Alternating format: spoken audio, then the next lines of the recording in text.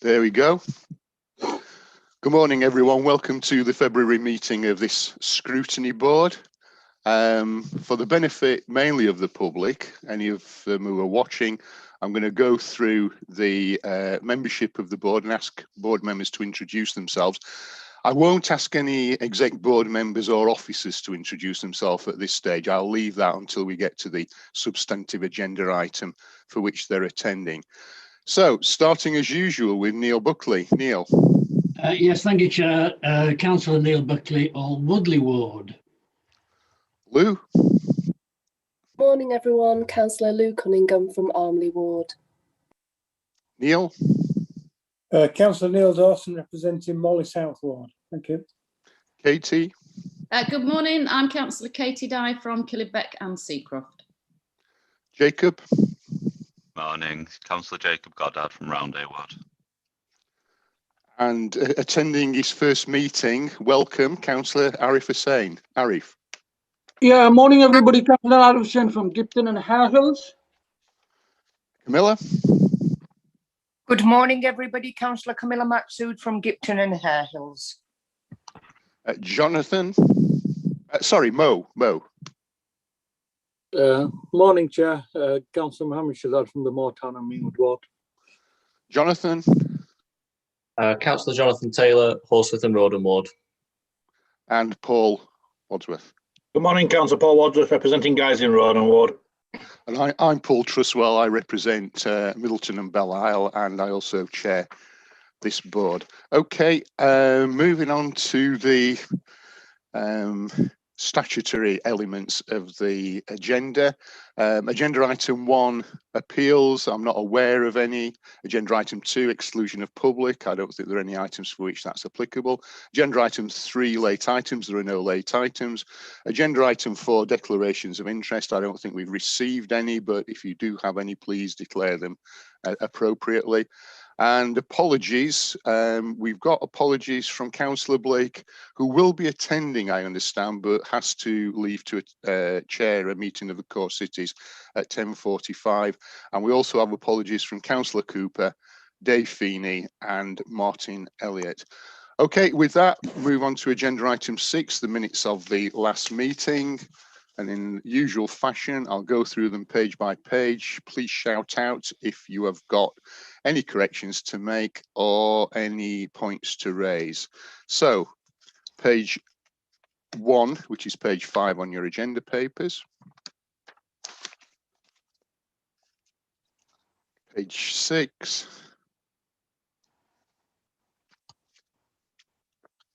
Page 7. Page 8, page 9, and page 10. So if there are no corrections, no matters arising, are members of the board content for me to sign those as a true record whenever I can? I'll take silence as assent. Okay, thank you very much. That takes us on to agenda item 7, which is our latest update on the inclusive growth strategy, which has obviously for the last few years been one of our recurring and developing items, and obviously takes on an even greater importance because it addresses the needs of those sections of the community who we know have been most seriously affected by the pandemic. So it's a pretty comprehensive compendium of items that I think Eve is going to kick off with. So before you do, Eve, could you introduce yourself, and could I think Fiona? I'm just looking. I can't see that Councillor Blake has joined us yet, or am I missing her? No, Chair, I don't believe she's joined us yet. Okay, so Eve, if you could introduce yourself. Fiona, if you could introduce yourself if you are with us. Yeah. Hello, Chair. So my name's Eve Roothouse. I'm the Chief Officer for Culture and Economy. Martin Long is also here to support me on this item. So if okay. Martin introduces himself after Fiona as well. So over to you, Fine. Fiona. Fiona. Hi, good morning. Can you hear me? Because I can't see myself on screen at the moment. Very clearly, very That's clearly. fine. Good morning. I'm Fiona Bolam and I'm the Head of Economic Policy here at the Council. Okay, and Martin. Hi everyone, I'm Martin Long and I'm Head of Employment and Skills. Thank you. Okay, over to you, Eve. Okay, so Chair, if it's okay with you, I've just got a few slides just to help people navigate through the paper, because obviously it's a very long paper. Is that okay? Indeed, yeah. Right, so let me just make sure I've can get these up. There we go. And make sure I get this on full screen for you. There, okay. So I just wanted to ground you all, because as the Chair said, there is a lot of information in this latest update. So what you've got in the report is a lot of information regarding the UK context and the local economic impact in Leeds in relation to COVID. We also touch on the Leeds Economic Recovery Framework, which was published in October. And I know many of the Scrutiny members will already be familiar with that, but this is the first report to Scrutiny since that framework was published. We also in the report talk about the ongoing response, so the efforts around providing business support, the work that's being done by our employment and skills team to help people to get into work, and additional economic support interventions. We touch on what we're doing to help reset and renew, which is one of the themes in the economic recovery framework. So we outline the work that we're doing to look at the future of our city and district centres, the transport strategy, which has been published, and some work that we're also doing on the digital strategy for the city. The report also touches a little bit on building resilience, including green initiatives, with one eye on some of the work we need to do later in this year to help sort of inform a refresh of the inclusive growth strategy at a future point. In the annex, you've also got information around the Social Progress Index, which is the approach we're taking to measuring inclusive growth, for your information. Just in terms of just giving some of the highlights around the information that is in the report on the local economy. There are around, well, there's 40,700 people furloughed in Leeds currently, according to data that we received from December. In addition, we know that universal credit claimants have risen by 95% between March and December and are stand at around 35,000. The city centre vacancy rate that we're seeing in terms of empty units is now almost at 14%, which is up from just around 10% in February 2020. And there is a particular increase in vacancy rates for arcades that's risen to kind of over 19% from 12%. In terms of youth unemployment, that's risen from 3% in September 2019 compared to 7.5% in September 2020. We've seen a sharp rise in business liquidations, which began in September 2020, and the service sector is around 10% below the level of February 2020. So just to help give a bit of a feel for this through a couple of graphics to bring some of this to life. If you look at footfall, at the beginning of February, it was down by an average of 81% compared to 12 months ago, and has been consistently down around that level during the latest period of lockdown. Traffic flow over the last fortnight was at 66% compared to 12 months ago also. So these are comparable to the levels that we had experienced in previous lockdowns. And have been fairly consistent, but it's just useful for people to, for everyone to sort of be aware of how the situation is panning out at the moment. There is information that's available to us from West Yorkshire around the increase in business liquidations across industries. And I think all sectors have seen increases compared to December, but I would just flag that wholesale and retail have had the highest number of liquidation dissolutions in January at 320, which is up 196 on December. And then, of course, you know, we're seeing liquidations in areas that you might expect in terms of arts and entertainment, transport and storage, accommodation and food as well. there's also West Yorkshire Information also gives us feedback around business confidence. So you can see how that varies around different sectors, which again correlates with our understanding of the sectors which are particularly under pressure at the moment, accommodation and food, and in particular, for example, up there at the top. So finally, Chair, the other aspects that are kind of set in the report around building resilience, just to give some context around that. We know that COVID-19 has accelerated the trends in the economy. We've talked about that a little at Scrutiny last year. As a result of that, we are kicking off some work to help us understand those trends, to help inform then further interventions. So we have the work that's underway around the future of city and district centres. We are planning to do some work in the next coming months around looking at employment and skills and making sure that we're doing everything we can, have a shared plan to respond to those accelerated trends. And then, of course, green opportunities moving forward. So there are some suggestions from external reports that Leeds should be a hotspot for new green jobs, and we feel we just need to do some work ourselves to capitalise on that. So, Chair, I hope that provides a helpful intro, and I'll stop sharing my screen now. Okay, thank you very much. Fiona?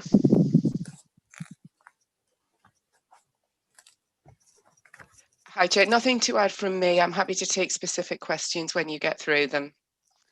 Okay. Do members of the board? Councillor Cunningham. You're on mute, Lou. Thanks. Sorry, Chair. Okay.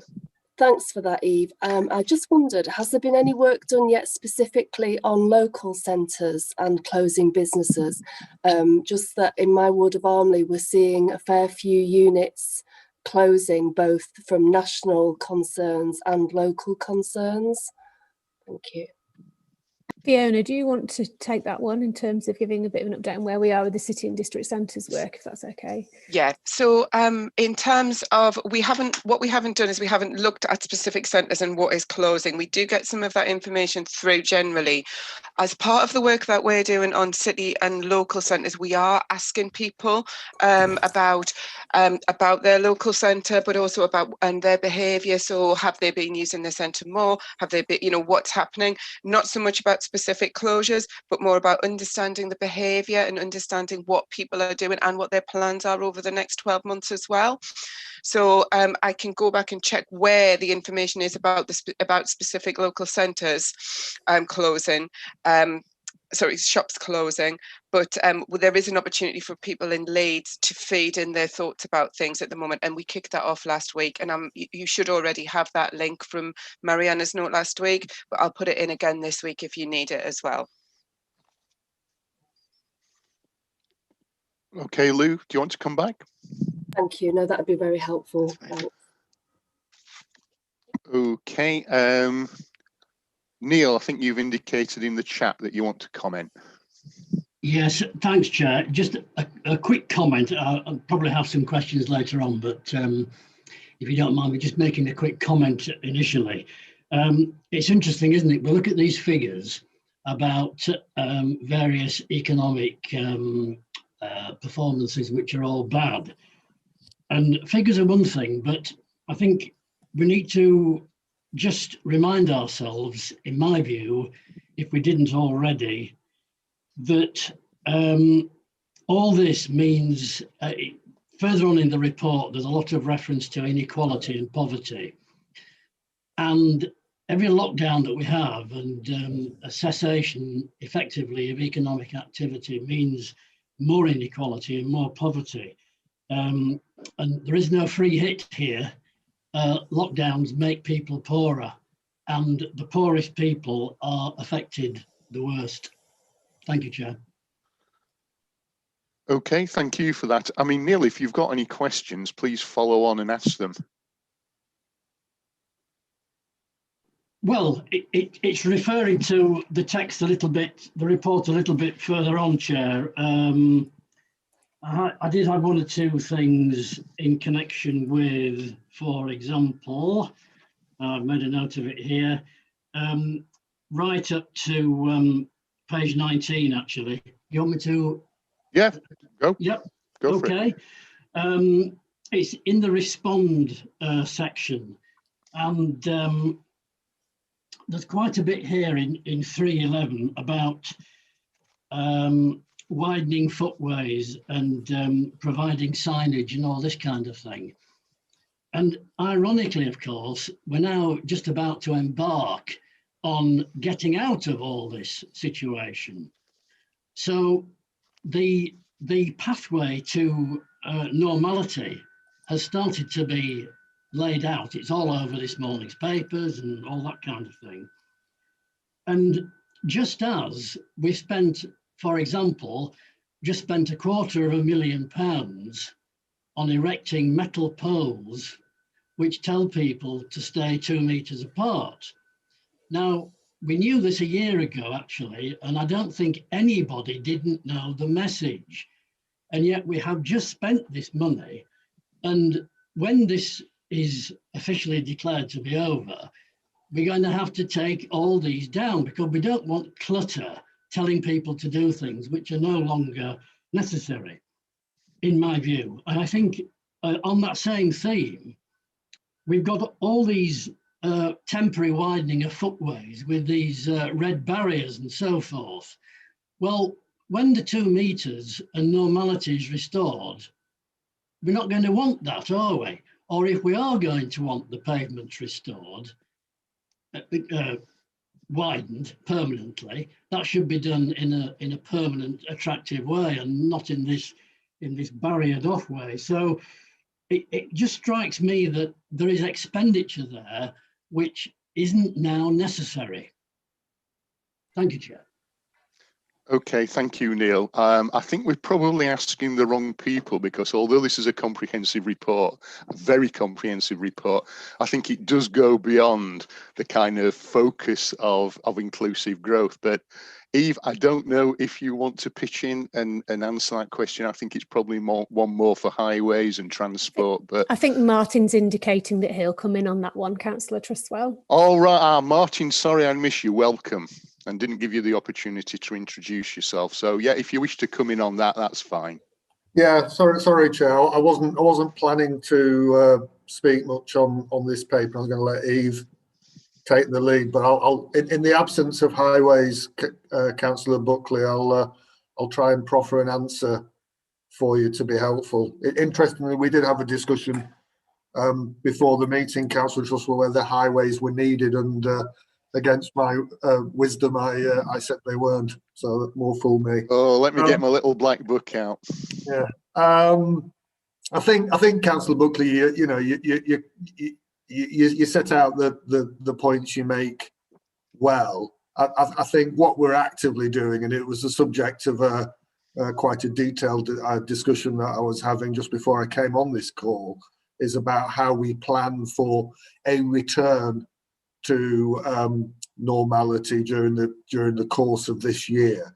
And I think the headline thinking is about thinking about it in 3 phases. So the current position that we're in and how we manage under the lockdown as people get vaccinated, then post the formal announcement that may come on Monday, and we'll have to see what that is, how we transition into some relaxations of the existing restrictions, and then perhaps for the third part of the year, repositioning into some form of more normal ways of working, albeit I think it is fair to say that the current thinking is that things will not be the same as they were pre-lockdown. There will be implications, and there will also perhaps be some different ways of working that we value, that we think, well, actually, we need to maintain that. So I think your points on there have been temporary measures brought forward on the highway. We will have to think about whether any of them become permanent or not. I think within that line of thinking, we have used the time well on the delivery of our number of schemes where footfall has been quieter. So on the point of widening pavements, we have been doing that work on Park Row. We've been doing that work on the Head Row.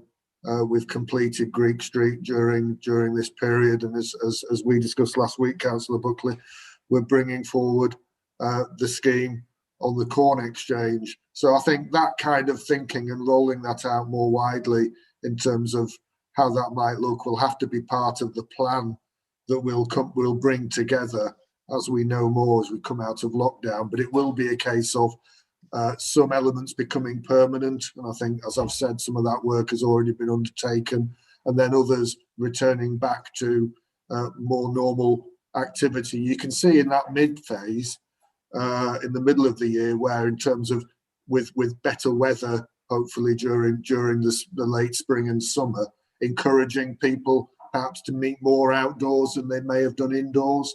And so those kind of interim stages of work in terms of how we facilitate that will all be part of our thinking and planning. And any views or input that members of Scrutiny want to have into us finalising those plans, would be most welcome. Thank you, Chair. Okay, thanks, Martin. Neil, do you want to come back? Just briefly, Chair, yes. Could Martin just give me an assurance that there will be no element of gold plating or mission creep in Leeds, so that we will do what the government say to do, and we will go back to normal as soon as we can in every possible way without trying to gold plate it and delay it in some way? Yeah, it's difficult for me to give assurances, Councillor Buckley, on things that perhaps I can't anticipate at this point in time. I think it is a case of, as a council, we have to take a step back and think about how things have changed through the pandemic and post the pandemic. And I think there has to be a consideration with all members of council then as to what approach we take going forward. That may lead to some changes through those discussions with members, or it may mean in most instances going back to normal. But I think that's the process that we're going to go through, and ultimately members will decide on the position that we ultimately take. Okay, thank you, Martin. Councillor Wadsworth. Thank you, Chair. It was just a question. I don't know whether it's to Eve or to Fiona. With regards to, I was a bit surprised to hear Councillor Cummingham say that a lot of shops are closing in her district centre, because I find that my local centres are busier than ever, and certainly were on the run up to Christmas busier. And when we released the lockdown in December, people said to me, the city centre became the same as it always was. Well, it didn't feel the same as it always was to me. It felt relatively comfortable, but businesses can't survive on relatively comfortable because there's not enough footfall.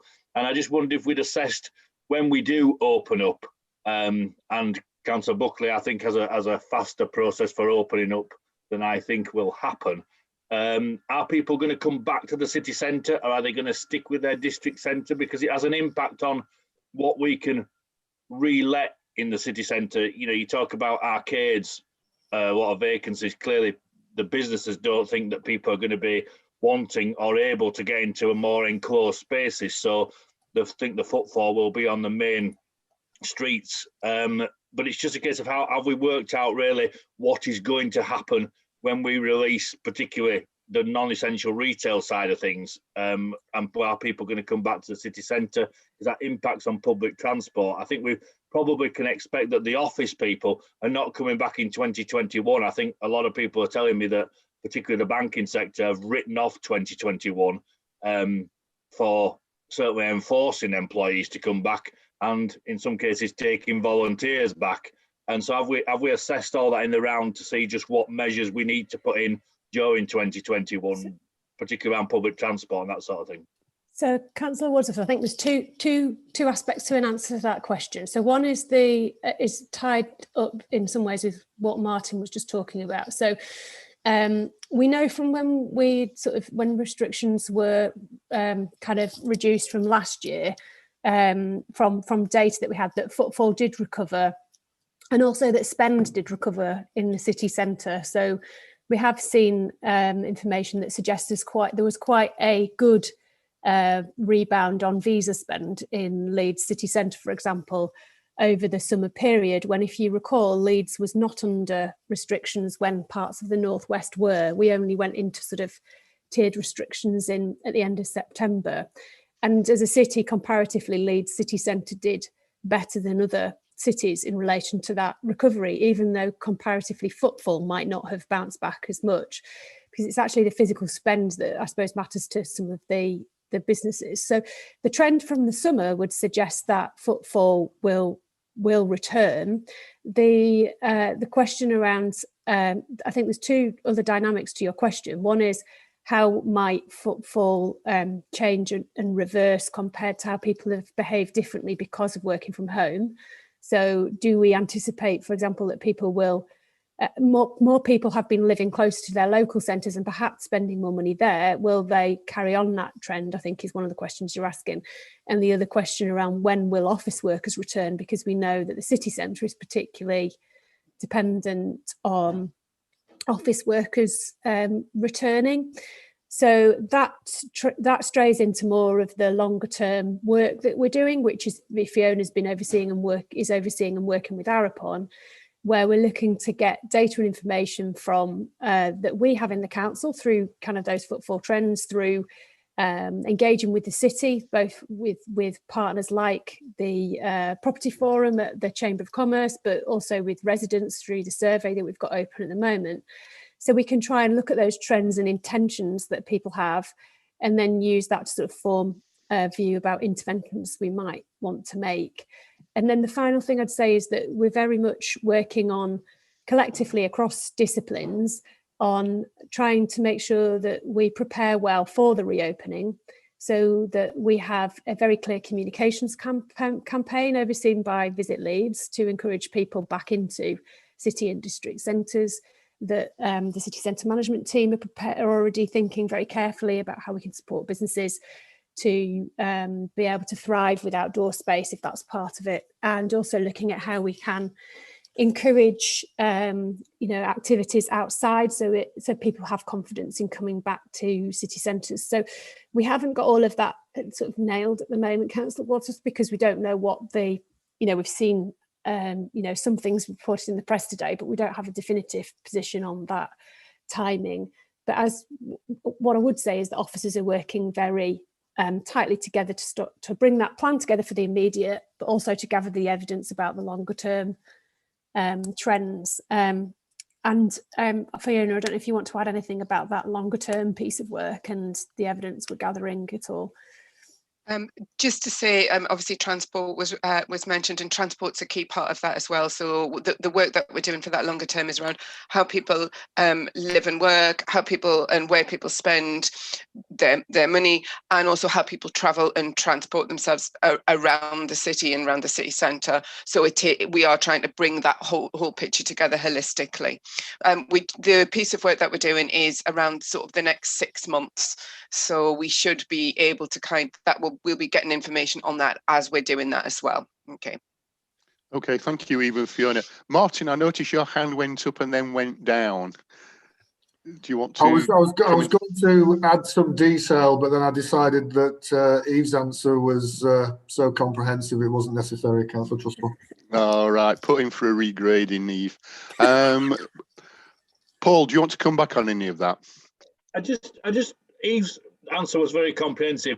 I just wanted to sort of come back on, had we done any work? Because obviously people are going to see a changed city centre when they come back, because some of the anchor stores, Debenhams, Topman, Topshop, are going to have disappeared. And if people come back, because we have had a lot in the past of people coming on coach trips, particularly from the northeast, where it's not quite as good a retail experience, to Leeds, for our retail and our hospitality experience. And if people come and see that our retail offer is not what it was, which they will, how do we retain them for the hospitality experience? Because we're going to be in absence, I guess, of a lot of our major events, because some have already gone by the boards, and I expect more will. And it's a case of how we retain that as a package, because it's all retaining the revenue within our city rather than letting leakage out to other cities, because I expect our coastal resorts are going to be happy to grab any of our leakage quite happily. So one of the things that I think is a positive piece of kind of information, I suppose, is that there has been a lot of work going on by people like Land Securities that run Trinity Leeds to make sure that they retain brands, and they're looking, for example, particularly at that Topshop unit, and making sure that they get a brand into that unit and have reported to us that they've got that in progress. So there is, and also that they are ahead compared to other cities in terms of securing major brands for quite a significant period of time. So they have, for example, secured Apple for, I can't remember the period, but for quite a significant period into the future as one of their major brands in that centre. That doesn't mean that we're not without issues. Debenhams is obviously a huge piece, but I think this fits into why we're doing this piece of work, looking at the future of the city and district centre, so that we can then collectively make the best recommendations about the interventions we should make in the medium and long term to try and address these pieces. In the short term, we are using some of the, a small proportion of the additional restrictions grants monies to add some money into the promotion of Leeds as a destination for people to return to safely, and also providing some small grants through the Leeds Inspired programme to encourage artists to produce content that is physical content that will encourage people to come out back into the city and district centres as part of that work. And we'll continue to think about how we can do that collectively. Okay, thank you, Eve. Katie. Yes, I just wanted to pick up on two things that are mentioned in the report that I think are linked. The first one is the worrying rise in youth unemployment, and the second one is a reference to digital exclusion, particularly amongst school children. And my fear really that in the longer term, we have a situation where there will be fewer job and opportunities for younger people, particularly in apprenticeships. We've already talked about retail and hospitality being areas that will be difficult for young people to find opportunities in. So the kind of the pool of young people that will be unemployed, combined with the group of young people who are currently perhaps in year 10 or 11, who are going to have a worrying time once they leave school. And goodness knows how many of them are engaged in learning at the moment. A lot of them will be really struggling. I know that from my own experience, if they don't have the devices that they need to at home. So just anything that is available as long-term support. Are we thinking that far ahead in terms of what kind of things we can do for this generation of young people? Thanks, Councillor Dye. So I think just a couple of things, and then I'll invite Martin to comment as well. So firstly, in terms of the digital inclusion point for young people, we have spoken with Jason Tootin, and I know he's coming to your next, I think, is it the next one, Councillor Trustwell? It is indeed, yeah. So I'm sure you'll get a chance to sort of ask some more detailed questions then. But as a short-term kind of point of feedback, we are proactively working with some of the ground-up movements like Digital Access West Yorkshire that have emerged, and with the Inclusive Anchors network to look at how we can turn some of those initiatives into something more sustainable and long-term. So that's first thing to say, which I'm sure Jason can provide more information about at the next scrutiny committee. And then secondly, in Martin's team, we're looking to bring somebody on board to specifically focus on digital and the opportunities around digital. So not just about the kind of gap in skills, but also we know we haven't touched on parts of the economy that are doing well, and actually the digital economy is doing incredibly well. We know of businesses in Leeds that are still recruiting in significant numbers in the digital sector. And so we want to make sure that actually we capitalise on some of the initiatives we've got across the city to create a really, really clear pathway for people to be able to get into digital. And then I'll let Martin comment further on some of the work that we're doing and forward looking. Yeah, thanks. Thanks, Chair. So we're doing quite a lot of work with schools at the moment, and in kind of conjunction with Children's Services around making sure that young people have access to the opportunities that are there. And we've recently had an online apprenticeship festival. We had over, I think, I've not got the exact figures because I'm meetings after this, but we had over 50,000 young people access that for information over the course of that week. And we've done quite a lot of work with employers, and I think that apprenticeships will start to pick up again once the demand is still there with employers. I think there's just a little bit of uncertainty at the moment, which I think we're kind of working on. But you're right in terms of we've already started doing work to look at the kind of traditional entry-level roles that those young people would access, and the likelihood is even after kind of normality, whatever that looks like, there will still be a reduction in those roles.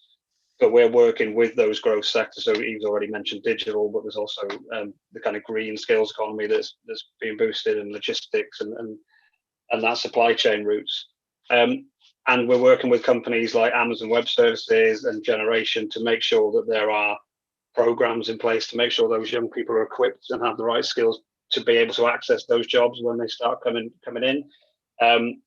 We've also secured millions of pounds worth of funding, about 4 million in total, for specifically young people projects. Particularly, we've got one program that started last month targeting young people with mental health barriers, because there's obviously, we're all aware there's going to be a lot of people coming out of the last 12 months with significant issues that need to be addressed before they can even start on the road to getting access into those employment opportunities. So I think that there is quite a lot in place, and we're currently working with DWP and other partners to try and get as much funding and support in place as possible over the next kind of 6 to 12 months. And like I said, we're doing a lot of work with schools and with colleges to make sure that those people have the right skills and access to those opportunities as they start coming back. Okay, thank you, Martin. Katie, do you want to come back? No, just to say that's good to hear. And my experience of the apprenticeship fair was that it was a real success, and a lot of young people did engage with it. So whilst we're in these strange times, any of the other opportunities you've mentioned, like the green skills and the digital opportunities, I think young people might be happy to engage online with anything that you might be doing to promote that. So, I don't know, something like a mini apprenticeship fair or something like that. If that's promoted to schools and colleges, I think will be quite popular. Yeah, I'll just quickly come back on that. Of course.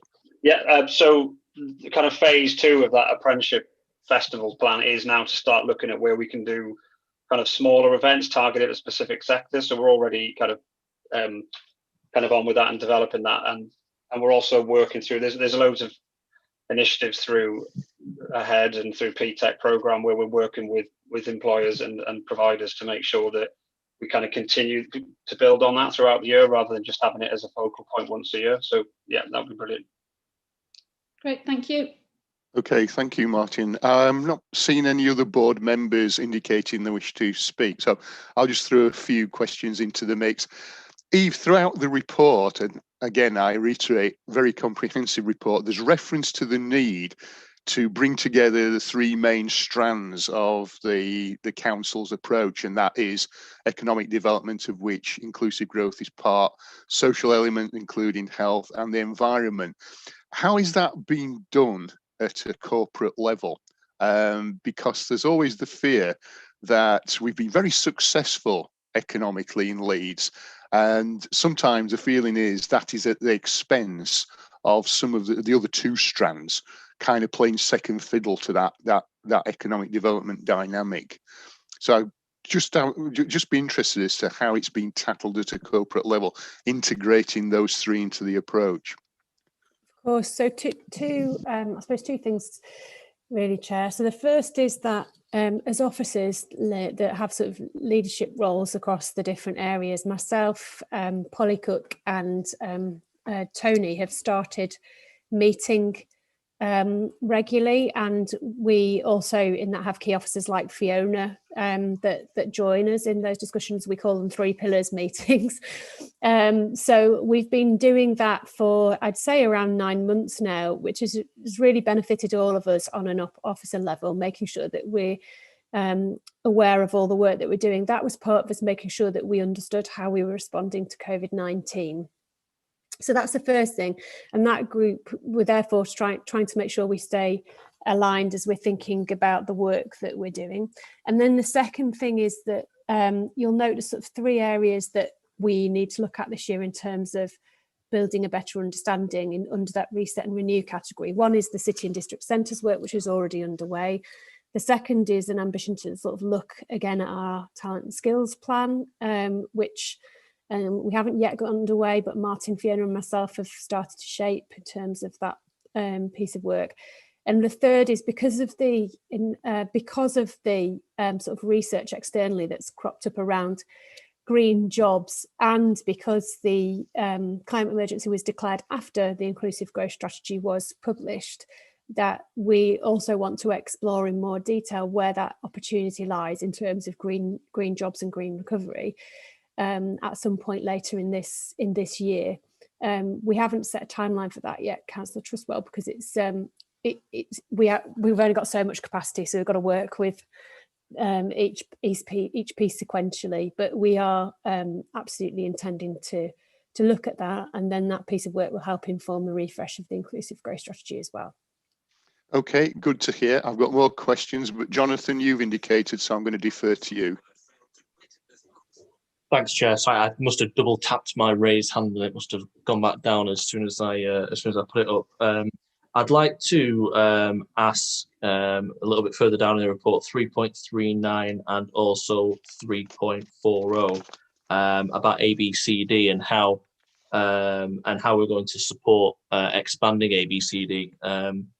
I have to say, when I was first elected in 2018, I kind of felt like this was a backseat project that maybe wasn't really going to go anywhere. But particularly during the pandemic and the response to the pandemic, here in Horsforth, our ABCD coordinator, Claire Evans, has been at the forefront of almost everything we've done in the response, and has really opened my eyes, I think, to the benefits of asset-based community development. So I'd just like, if possible, somebody to expand on how we could support this throughout the city, and when we might expect, as it says in 3.40, Leeds, Beckett, offering maybe Scrutiny Board a report or something that we can have a look at to see how successful the project is. And there was something else that I've just misplaced. So if you want to come back on that, I'll find my second point, if that's all right, Chair. I'll come back in a second. Thanks, Jonathan. Eve. So, Chair, we might need to request that Carmel comes to talk to Scrutiny around ABCD and the plans for expansion, if that's a point of interest, because she provided the input to the overall report, and it's not an area that I think the officers on the call today could answer adequately. Councillor Taylor, in terms of giving you an overall view, she's been bringing forward those plans recently with through, I believe there was a report around the same time that we took the Economic Recovery Framework report, Chair. So it might be something that Scrutiny wish to follow up separately. Okay, Jonathan, have you remembered? Thanks, Chair. I have, yeah, and I found it in the report as well. Just quickly on that point, I'd say I did have a discussion with Verity in the ABCD team last week, and couldn't be more complimentary about, as I say, Claire in my area. And I think the feedback that Claire sends back to her bosses probably doesn't cover a quarter of the actual work that gets done in her role. And I think that's probably replicated throughout the city. So if we could make a note, Chair, to have a look at this, maybe in a little bit more detail, to see how we as councillors and as a council can support the idea, I think that would be particularly useful. But my second point is further down in the report, 3.60, woodland creation. I think hopefully at least some of my colleagues will know that I'm a big fan of tree planting. We've done a number of community tree planting days in our ward, and all of them have been very well received. I think the ones that have raised the most questions have been the centre run schemes, where the council has allocated land, usually on recreational space, with what has been perceived to be very little consultation with residents, either neighbouring the recreational land or residents that use the recreational land. I think there is a balance to finding giving up much needed recreational spaces. We're lucky in Horsforth that we've got a big park, and we've got other recs as well. But without treading too much on toes of colleagues, I do know that there are inner city areas that have less open green space, and giving up what little green space there is often causes some friction with residents that want to use it. So I'm just really wondering what, going forward, consultation the council will be doing, hopefully increased consultation with residents and with ward members about woodland creation schemes, while still being very supportive of them. Yes. Before Eve comes in, and really just echoing your phrase, treading on the toes of colleagues, I think that does tread on the toes of colleagues in another scrutiny board covering another department that is primarily responsible. Although I have to say, we've had experience in my own ward of exactly what you've said. So I don't want to deflect from the importance of what you're raising, Jonathan, but actually it is beginning to get a little bit peripheral to what the scrutiny board is discussing in respect of inclusive growth and its remit. It doesn't even fall into another part of its remit. But I think, you know, I can personally echo your concern about that, and maybe we and others can take that up more appropriately elsewhere. So that's really just to let Eve off the hook to a degree with that particular issue. Going back to your first point about us looking in more detail at asset-based community development, I think preempts a point I was going to put to the board at the end of this discussion, and it's the fact that we do tend to receive these all singing, all dancing, comprehensive compendiums in terms of updates on inclusive growth. And that's not a criticism, quite the reverse. But I think we might want to start identifying areas that we have a specific look at, and maybe a specific agenda paper, either at a full scrutiny board or at a working group. And obviously, you've mentioned one. Katie mentioned another one previously about youth employment, youth unemployment. We obviously do look systematically at digital inclusion and transport as part of our kind of rolling work programme and agenda. But there are other items like, you know, the creation of green jobs, and obviously the way we measure inclusive growth. That is touched upon in the report. We do have an appendix about the methodology that's been employed, and I understand that piece of work and the populating of that SPI will take place sometime in the near future. So maybe we need to take one step back, be a bit more disciplined, and think, rather than having this overarching all singing, all dancing report, we start drilling down a little bit more in the time available to some of the issues that members of the board have raised today. I don't know. Is that a report that would command general support amongst board members? Great. I think then behind the scenes after this meeting, Becky and I will do a little bit of work around the minutes and around the discussion and what we might flag up for those specific reports to come to us, obviously in the next municipal year.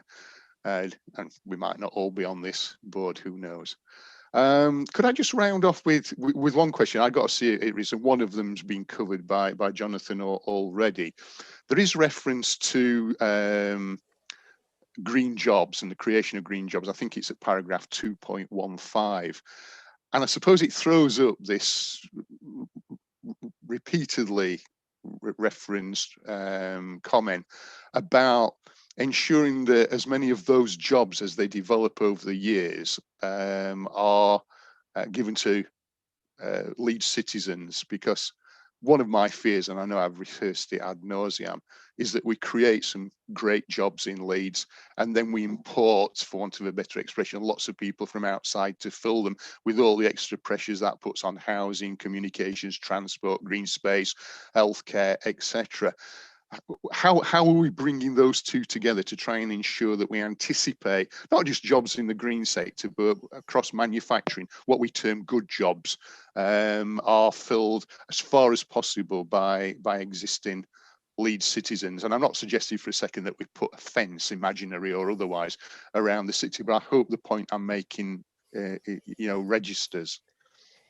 Yeah, Chair. I think that is a good reason why we're looking to refresh our talent and skills plan, because the surest way to help ensure that Leeds citizens get those jobs is to make sure they've got the skills to get the jobs that are coming up in those new areas.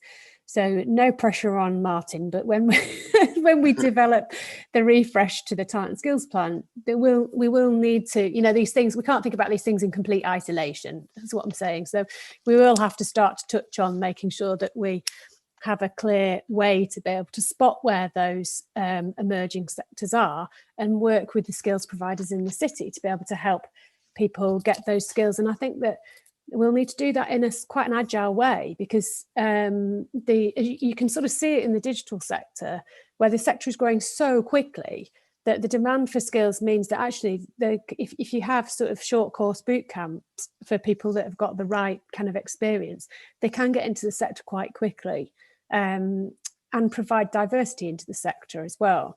So we need to just make sure that we understand where those growth areas are in the economy, but also perhaps just have one mind to the fact that we probably don't know where some of those jobs will be, and how can we just make sure that we're ready as a city to respond on the skills side. So we will kind of consider that as we work through the refresh of the talent and skills plan, Councillor Truswell. Okay, thanks very much for that. Are there any other questions or comments that board members wish to make? I think Councillor Dawson's Neil, you're waving your hand. Yeah, you're waving. You haven't got your. Yeah. Fire away, yes, Neil. I apologies, Chair. I can't get the virtual hand to work.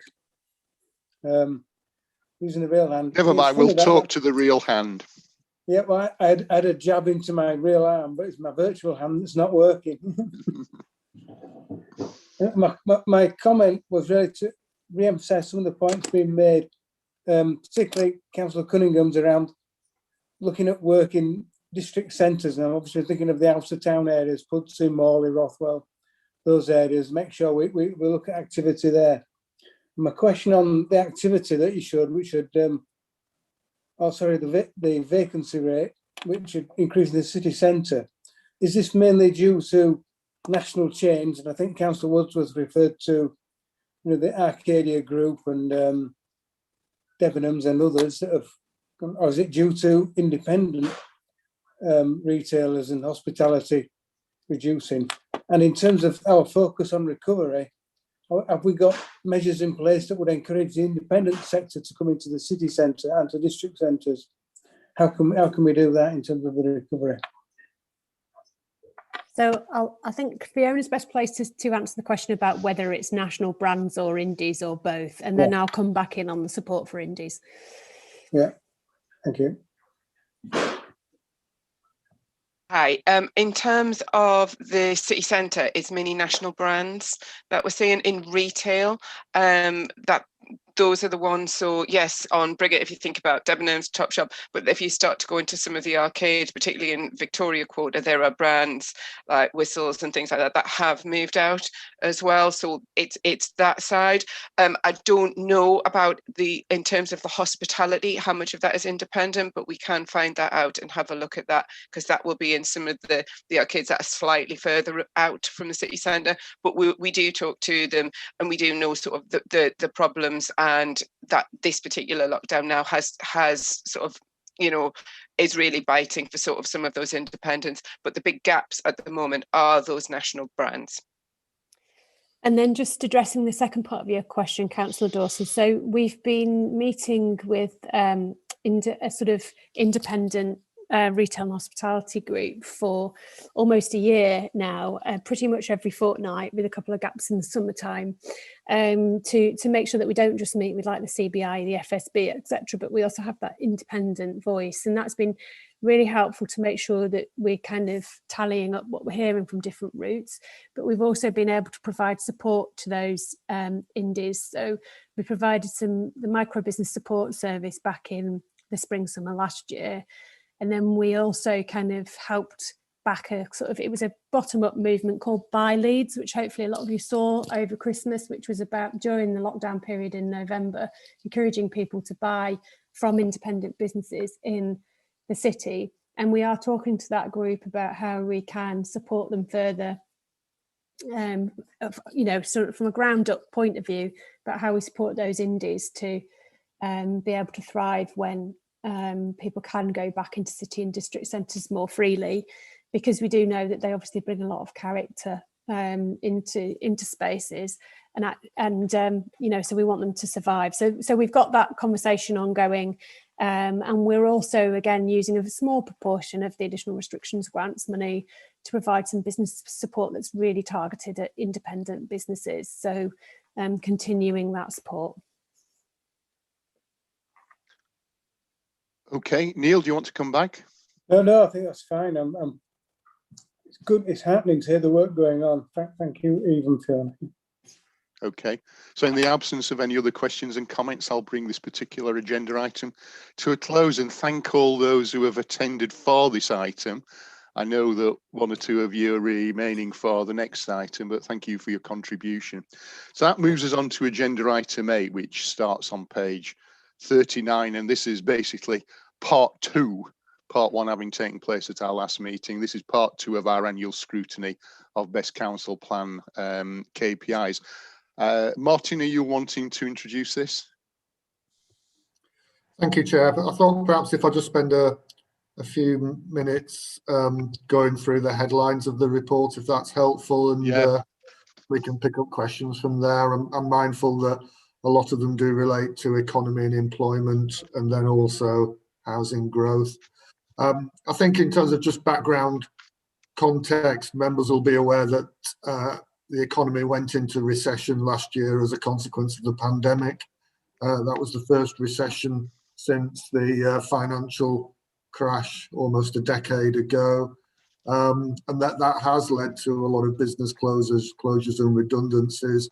As Eve pointed out in the earlier agenda item, a large number of people furloughed in the city, and we also know that universal credit claimants has doubled since March as well, and we've seen a very significant reduction in the footfall in the city centre, currently at about 80% down from normal, given that we're in lockdown.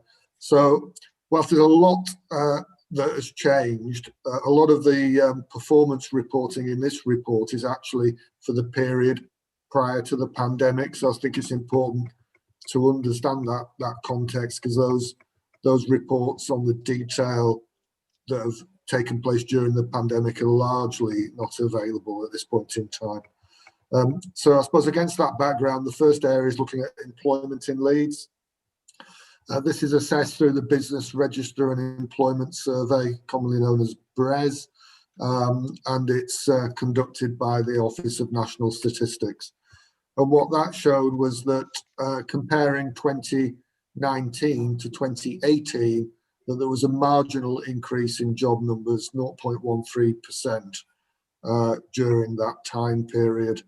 And that if you look at those results over an extended period of time, between 2012 and 2019, the employment numbers in Leeds rose by 16.3% during that 7-year period. Looking at core cities across the United Kingdom, the 11, that puts us in 4th position. You've got a range there of Manchester at 25.7, going down to Nottingham at 2.4%. So Leeds at 16.3% is one of the better performers. The paper also looks at gross value added per job filled. I think the report highlights some of the concerns in the economy that has taken place over recent years in terms of the hollowing out, as the phrase is termed, of skilled and semi-skilled occupations, and traditionally in the manufacturing sector, and that being coupled with a rise in lower productivity sectors such as consumer services, the gig economy, and low-paid work. So against that background, the GBA per filled job for 2018 grew by 1.4%. They're the most up-to-date figures compared to 2017. So that's a differential of £53,311 per filled job in 2018 compared to £52,568 per filled job in 2017.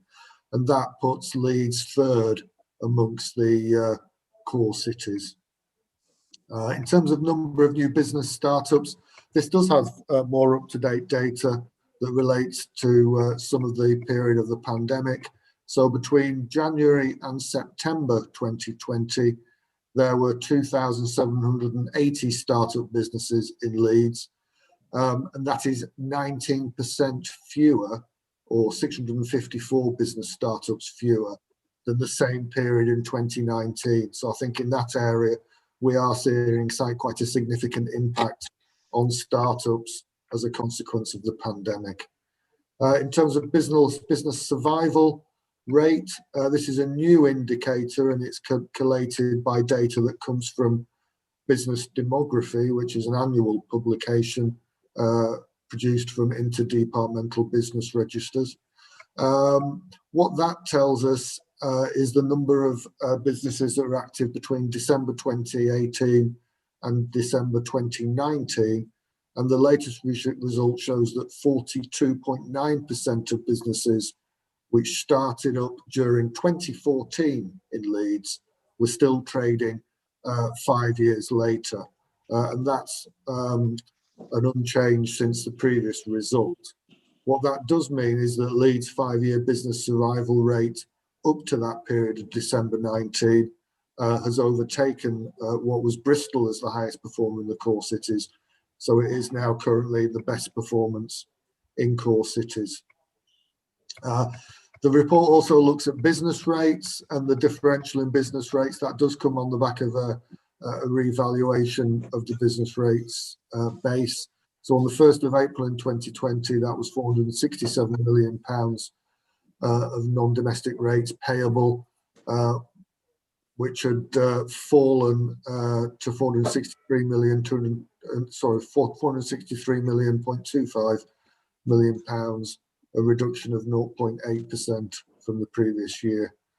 And then finally on the economy, it looks at the visitor economy impact. And I think this is an area that prior to the pandemic, Leeds performed very strongly in.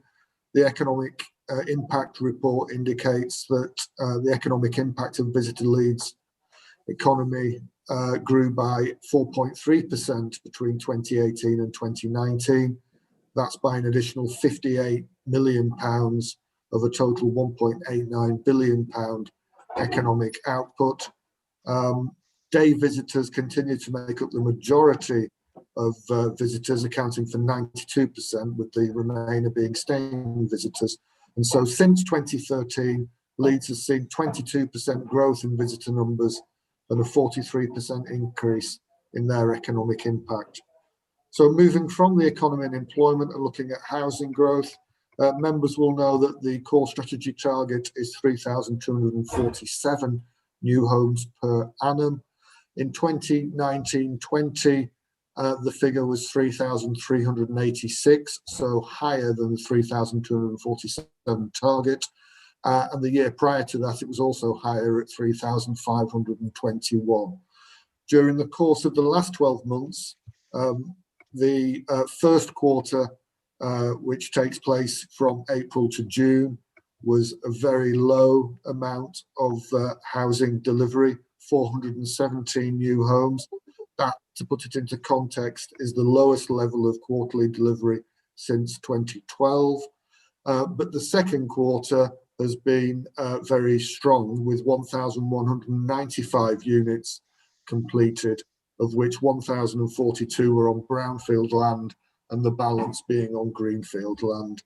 And what that means is that up to the halfway point of this year, we've currently delivered 1,612 new housing units, which is about bang on in terms of being halfway towards our annual target.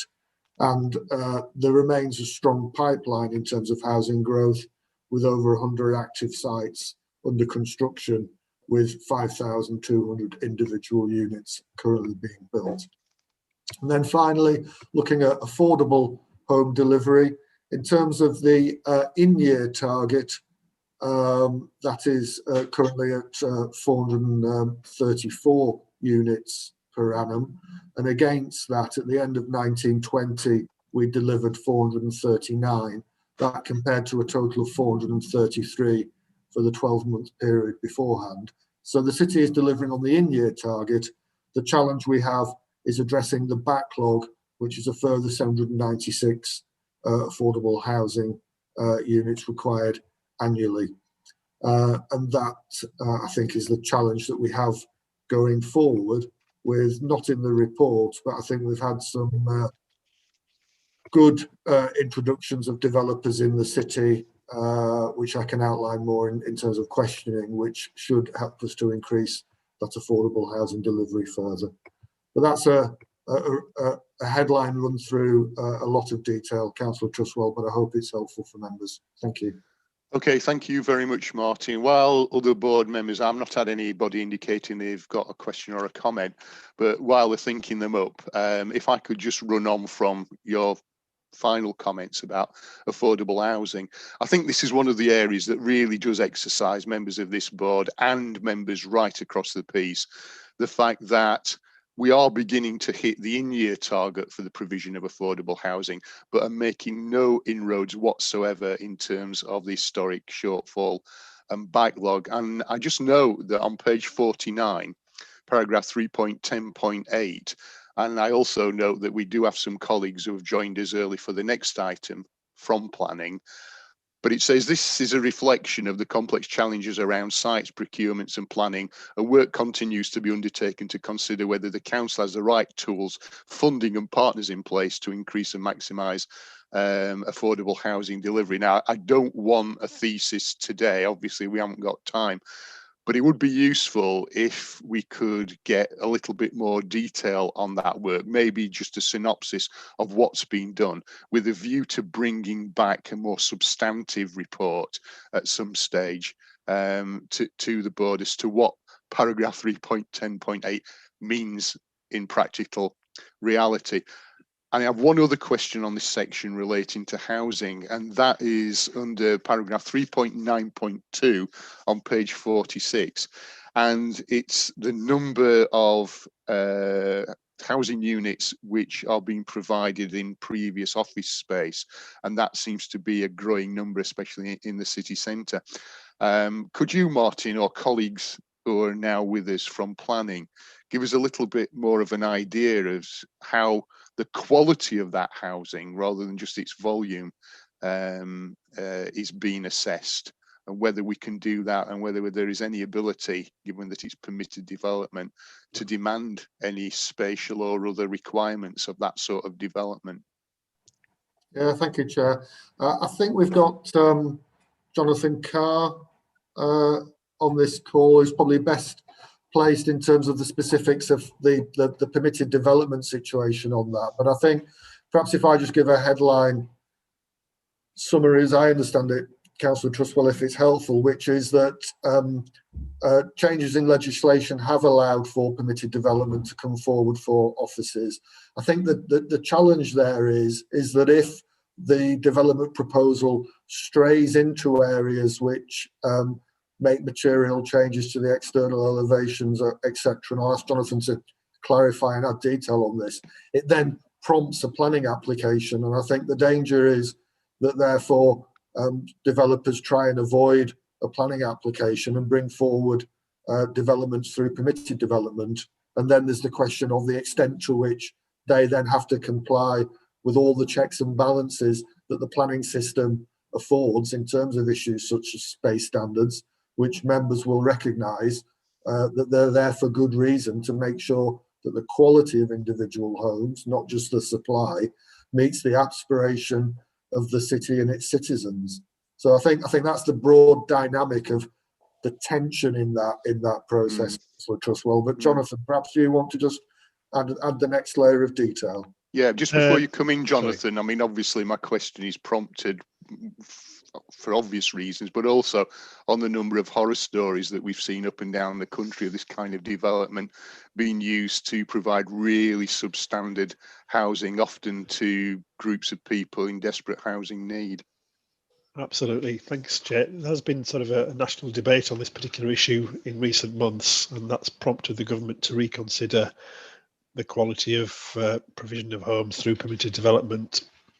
It is now committed actually to introducing space standards within new permitted development properties. That goes sort of hand in hand with actually a rollout of those permitted development rights to include what's now called Class E within the use classes order, which covers virtually all commercial premises, including retailing. So we may find that we have additional conversion of premises from retail to new housing. Obviously, the dilemma is that none of that includes affordable housing, but as I say, the government is looking to increase the quality of the provision through tightening up the requirements for space standards and other sort of environmental factors in terms of noise impacts on new residents, parking levels, and contamination issues and flooding as well. But that does remain a concern, particularly for the service in terms of the lack of ability to control all aspects of new development through planning applications. And as Martin says, the developers would, if possible, tend to avoid changes which do require themselves planning permission through external alterations to those premises until they've got the permitted development agreed through the process. So that is a particular concern that we still have. Thank you, Chair. Okay, and could I just go back to my first question about the actual work that's been undertaken to determine whether the council has the right tools, funding and partners in place to increase and maximise affordable housing? Yeah, perhaps if I pick up on that one in the first instance, Councillor Trustwell. That is a live piece of work that we're doing, and obviously working closely with Councillor Cooper, who's the Executive Board portfolio holder for that area. We recognise the need to bring forward an affordable housing plan for the city. One, to make sure that we have an up-to-date plan in any event, but secondly, members will be aware of the issue of us looking to take 37 sites out of the Greenbelt as a consequence of the legal challenge that was put on the council's SAP. The implications of that are that those sites, because of the localities that they were in, carried a higher level of affordable housing quota as part of the provision. Normally about 35% in those areas would be the norm. So there will be a reduction of about, theoretically, a reduction of about 950 affordable houses lost through the plan. So what we have to do is think about how we can recover and mitigate that impact. As I touched on in my introduction, Councillor Trustwell, we are working closely in the city centre with new entrants into the Leeds housing market, which is very encouraging. Clarion being one, who are bringing forward the City Reach site on Coastal Road. Clarion, the largest registered provider in the country. So to have that scale of investor in the affordable housing sector is very encouraging. And they're looking at a scheme that is about 33% of affordable housing. Members will know that the actual planning requirement is 7%. So that's a significant increase on that level. And then also the Guinness Partnership as another large social registered provider who have acquired the Evans Halshaw site. And again, on that side there, we're working with them to deliver 40% affordable housing against the 7% policy requirement. And then the other national development to take note of is the proposed change in the algorithm for housing growth that the government have announced that they're wanting to bring forward. And that increases the delivery of housing growth on brownfield sites in main urban areas and the planned increase in the annual housing number, which I think takes Leeds from its 3,247 to about an additional 500 houses a year when that would come into effect, means that there's an ever greater concentration on the development of brownfield housing in the city centre. And two areas of the city centre that we're currently looking to deliver 100% affordable housing through the use of our own land and the commuted sums that we've accrued through through housing delivery generally in the city centre, is a scheme on St Cecilia Street near Quarry Hill to deliver 73 units, and then associated with that also bringing forward the former Yorkshire Ryder site for a further 55 units. So that's the mix of the issues involved, Councillor Trustwell. It's live work. We will be bringing it forward to Executive Board, and I'm sure this Scrutiny Board will be able to help inform the development of that work going forward. Okay, thanks very much for that, Martin. Katie, you had your hand up and then it disappeared. Are you still wanting to contribute? No, I put it down really because my questions were all around affordable housing Right. and my concerns about that, and you raised them, and we've had quite a big discussion about it. But just to, I guess the only thing I would add is that it really does need to be something that we prioritise, because there are going to be a lot of people in a lot of need as we pull out of the COVID situation. But I don't really have a question anymore about it. Okay, thank you. Jonathan.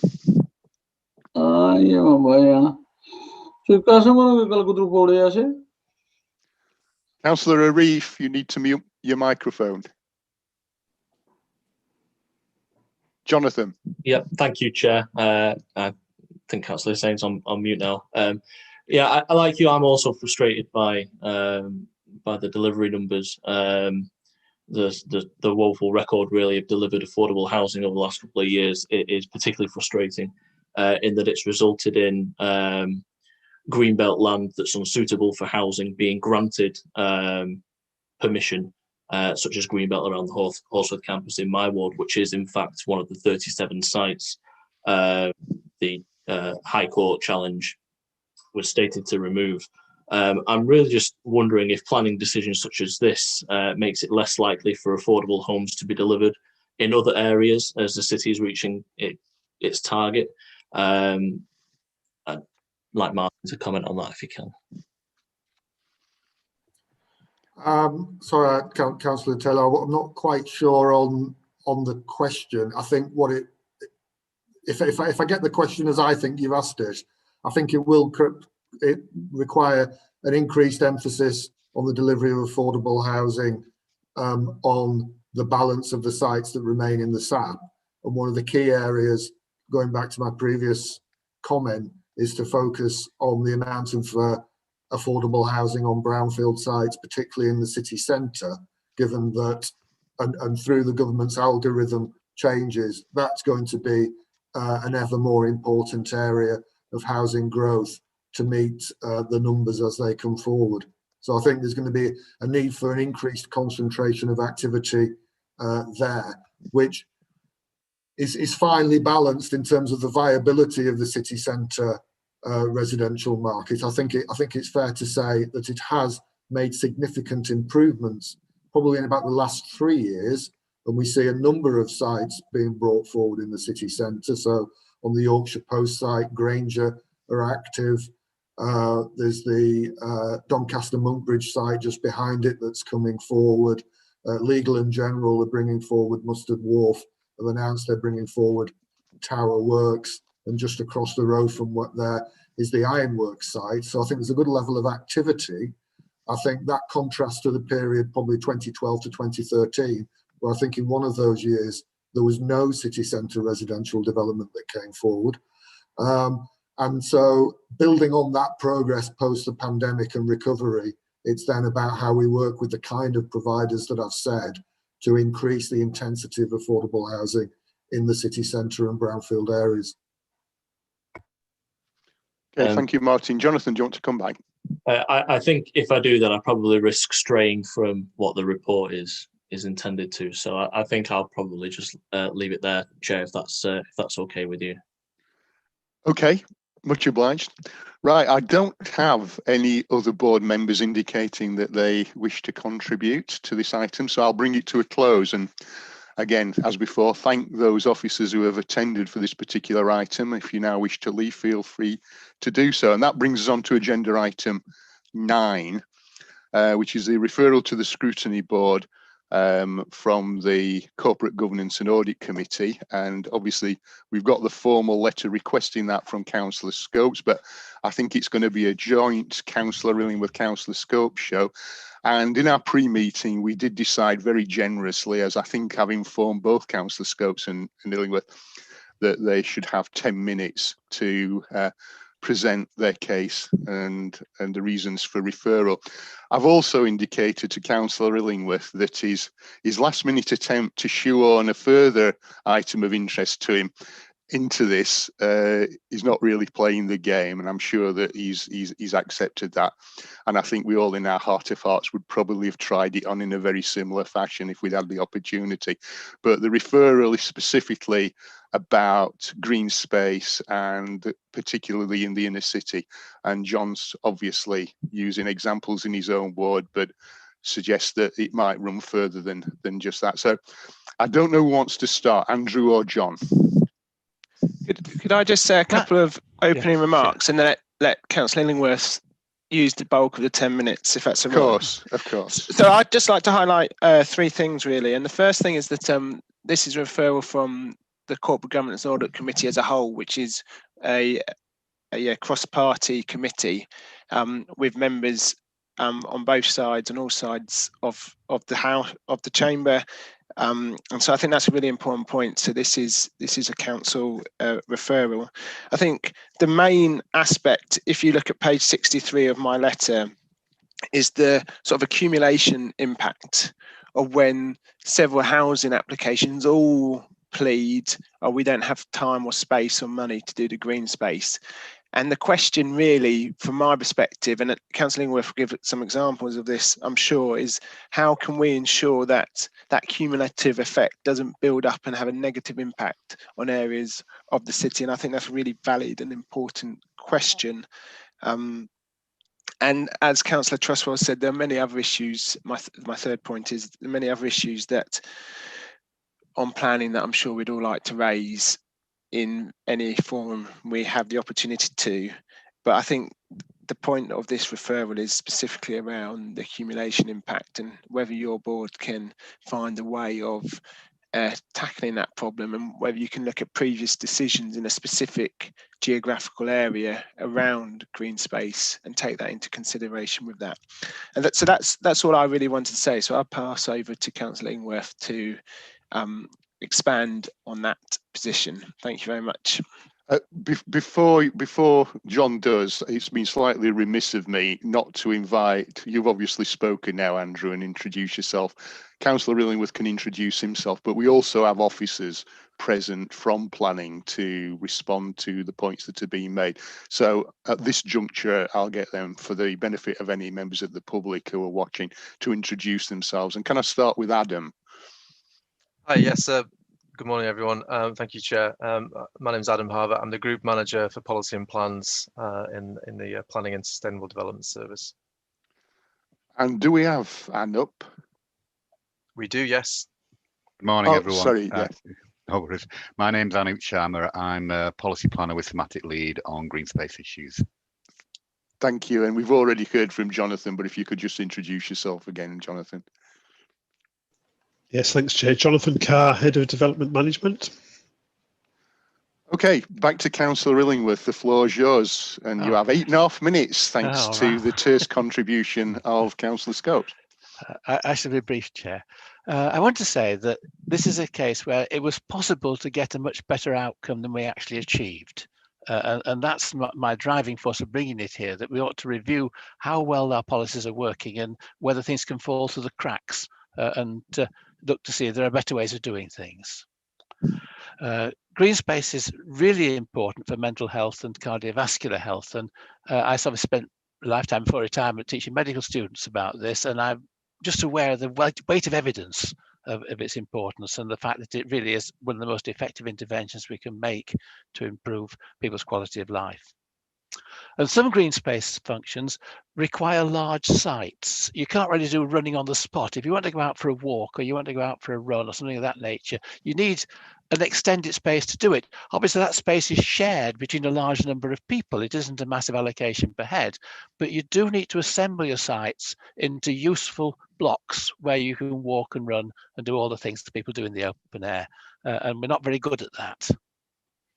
And it's particularly difficult to find large sites in the inner city. And I think an active intervention by the council is needed here as part of our planning role. We should be looking to see how we can get large sites, how we can assemble them, and how we can link together the resources from several schemes to make a bigger contribution collectively. Just want to point out that the area between Leeds Station and the Kirksall Viaduct, which I think you've just been mentioning a few minutes ago, Chair, is a prime example of a site which needs, I think, work done on it. Perhaps that's going on, but I don't know. But it's an area where I want to see how we will generate the playing fields, the running spaces, the picnic spaces, all the things you need in that sea of brickwork and crushed brick that we've got at the moment. It's not going to be easy, and no developers will want to give up their land for providing these facilities. The council will have to discipline them to cooperate, and that's one reason for bringing it here today. I was going to suggest, Chair, that we've reviewed our green space policies. We ought to review how well the revised policies are working, because some of them, to my mind, are not delivering as well as we could hope for, and we ought to see if we can improve it and make it better. I'm anxious to leave as much space as possible for questions. I want to mention the points I've raised. They also want to draw attention to the little provision which is highlighted on page 62 at 25.5 that says the exclusions set out in this rule should not prevent the member from pointing out the system isn't working, and that is part of my motivation today. If I could, you've already got the written comments. I don't think I need to repeat them again, but I would like to highlight the role of the council in assembling land, and point out we have a good example in Kirksall, which again is not being used as well as it could be, in the flood alleviation scheme, where there's planning applications for the actual flood works themselves, and then there's a separate application called the hybrid application, and it's mentioned on page 65, for the environmental public access works. Now that application hasn't been determined. It's sitting there waiting, but it's not actually been determined. So you couldn't really allocate any resources to it, and yet it is a fine model for how you can create extended public spaces from lots of little pieces. And it is something linked to the flood alleviation works. And I'm sure we could do better on this. It's something which I think the board should look at. And I'd envisage that areas like Hunters and Riverside could be tackled in a similar way, to have a master plan to which people make contributions, but you need to add them all together to get the final result. So I think that's an important point I'd like you to spend some time discussing. And finally, I am upset by the rule that says that enforcement is done by development officers. It doesn't work. And I've given you an example at Appendix 2B, where the plans panel went into saw a site. Because it was retrospective, they saw the site finished. They pointed out things they didn't like. They were minuted, they were recorded. Everybody was quite clear what our policy was, but the implementation was relied not on enforcement officers, but on development officers who were in partnership with the offender. And as a result, no enforcement action has taken place. And I think that is just a serious, glaring weakness in our present way of working, and we ought to change it. We ought to say that planning enforcement uses specialised staff who are entirely separate from the staff that do day-to-day development control, and separate from the people who have to manage sites in the cut and thrust of the commercial world. Thank you, Chair. I think I'd welcome more time for questions rather than me spouting on for hours and hours. Right, thank you, Councillor Illingworth. The fact is the 10 minutes was for you to make your contribution. It doesn't include questions from board members, so we're even more generous than the 10 minutes. So, I mean, if there's anything else you want to elaborate on, you've still got a few minutes to do so. I think I'd sooner hear, if you will ask me some questions, but I'd sooner hear the questions, Chair, than discussing it great length. Okay.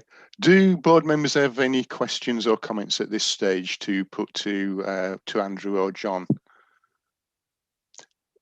If not, I just wanted to seek a little bit of clarification, John. On page 64, the final paragraph of your email down there, I just wanted to clarify this mechanism that you're suggesting, because obviously we will want to put this to planning officers as to whether it's feasible or not. Is the idea that you identify pockets of land in the proximity, pockets of green space in the proximity of development sites into which an off-site contribution can be put to improve those facilities in terms of access or even play space? Or is it more sophisticated than that? The reason I ask the question is that in the officer's report, there is reference to the use of 106 monies emanating from various applications. And in my own ward, we've had several applications for housing and commercial development where we've had 106 monies identified for environmental improvements that have then been attached to other green space within the ward. I mean, we're fortunate, obviously, to have Middleton Park, but also New Forest Plantation and one or two other green areas. So that 106 money that's being given rather than providing the green space within the development has actually been allocated for use in other green space areas. So I just wanted to get a feel for exactly what this mechanism that you're suggesting that kind of falls out of that section 106 approach. Yes, we've got section 106 money, relatively small pots from small developments in the past, and we argue obviously intensely about whether it's going to be allocated. I think it would help if I just mentioned a bit about the geography in Kirkstall, because it's obvious to me, but maybe not if you don't represent the area. We have got a huge area of green space. It's actually in Armley Ward. It's the Kirkstall Valley Nature Reserve, and it results from amazingly silly policies in the 1970s when we tipped the site with contaminated fill and rendered it useless for development. So we've got a large area of land that's now been turned into a nature reserve, and it's all in Armley Ward, but we obviously people can use it from next door, which is a stone's throw away in Kirkstall. The barrier is there's no bridge. So for the cost of a footbridge, we could actually make a huge enhancement to Kirkstall residents' access to green space. At the same time, we could make an improvement for Armley people who may want to go shopping, for example, at Morrison's or the Bridge Road shopping complex, or do things which people do in district centres. And so both sides stand to gain, and we have both got a green space contribution to make. There's green space on both sides of the river, but it's hugely more useful if it were linked together, because you then have a decent long walk, you'd have a decent long running track, and it would allow for more effective use of the land we've actually got. And at the moment, that isn't happening, and the cost is, I wouldn't say trivial. We're looking at £120,000 for a bridge, not a lot, less than the price of a semi. And it would open up hectares and hectares of green space to people on both sides of the river, which is presently inaccessible. And I look for ways of actually doing that sort of deal. But John, excuse me for perhaps being a bit simplistic here, but isn't that something for resolution between the councillors of two wards to pull their respective 106, rather than something that can be imposed from the centre as an approach to planning? I've never had any argument with people in Armley about. I mean, it's not. Neither of us regard our green space as being our land, and put at the barriers and fight people and keep them off. There is, in any case, both parties have got things to bring to the table. There's quite a lot of green space on the Kirkstall side. There's more on the Armley side. Put together, they are better than any of them separately. That's the point I'm making. But the reason for making a fuss about this is that I say the cost of doing this, about £120,000, that sort of sum, is achievable out of the green space contribution that we were anticipating, except it's been thrown away. We've not asked for any green space contribution for recent development in Kirkstall. We didn't take that opportunity, so we haven't got the money any longer. And it's because we had to balance affordable housing, green space, the access requirements, all the usual things that go into planning application. And the way the cookie crumbled was zero green space money and a lot of resources into affordable housing. Defensible, a reasonable compromise, you might say, but it's completely thrown away the green space opportunity that was there.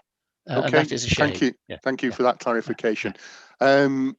Andrew, Councillor Scopes, you wanted to come in. Yeah, just on that question, Councillor Tresswell, I think there's two issues here. One is so you're right, the 106 money can go into the bigger green spaces. And again, I'm fortunate in my ward, we've got Crossflats Park and Holbeck Moor.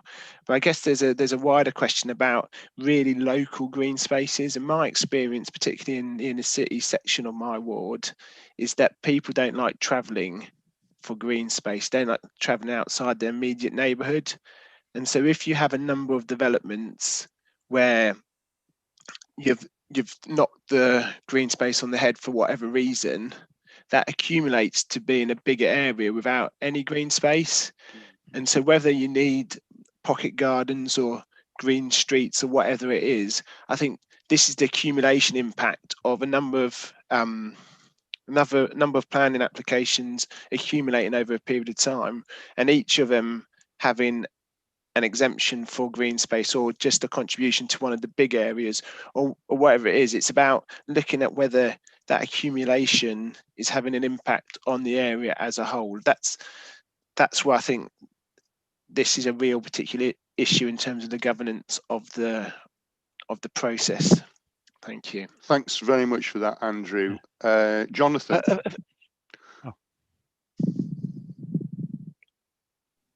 Sorry? Is it for me? Jonathan? Am I it all is right? Jonathan, yeah. Yeah, thank you. Jonathan as opposed to John. Thank you, Chair. We've spoken about 106 in the scrutiny board before, and I'm really pleased John has mentioned it now. I think I also feel his frustration sometimes with restrictions imposed on 106 on how we as councillors can actually spend it. And I think we in Horsforth have tried so far unsuccessfully to be involved in those conversations with planning officers when they make the request to developers on how on what 106 is asked for and how it can be spent once the development is complete, but also at what stage of the development the 106 is paid. So an example, I know I'm keen not to get into my ward examples, but one that I do know of is the flats at Horsforth Mill.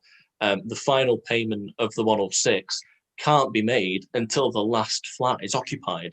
And who knows when that could be? It could be a show home forever, and then the developer have saved 90 odd grand, and then that's robbed from our community. And then that's before we've even got over the challenge of where in the ward it can actually be spent.